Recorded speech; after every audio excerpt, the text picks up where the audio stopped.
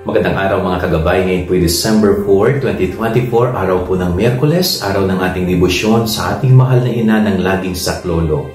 Maririnig po natin sa ating ebanghelyo ang ginawang pagpapagaling ng Panginoon sa maraming may sakit. At ganoon din ang kanyang pagpapakain sa mga libu-libong nagugutom na tao.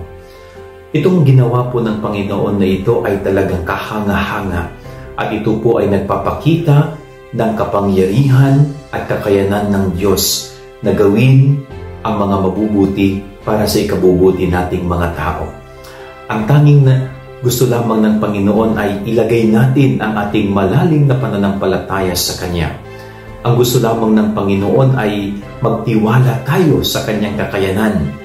Gamitin ang ating pananampalataya upang lubos na makilala kung gaano kamakapangyarihan ang ating Panginoong Hesus. Wala pong imposible sa Diyos kung tayo lamang ay maniniwala at magtitiwala sa Kanyang kakayanan. Anumang hingin natin at napangangailangan natin ay tiyak na ibibigay at ibibigay ng Diyos. Kaya napakaganda pong pagnilayan natin. Kamusta ba ang iyong ugnayan at pananampalataya sa ating Panginoong Diyos? Yan ang ating gabay-aral ngayong maghapon. God bless po sa inyo lahat. Pagpalain kayo ng Panginoon.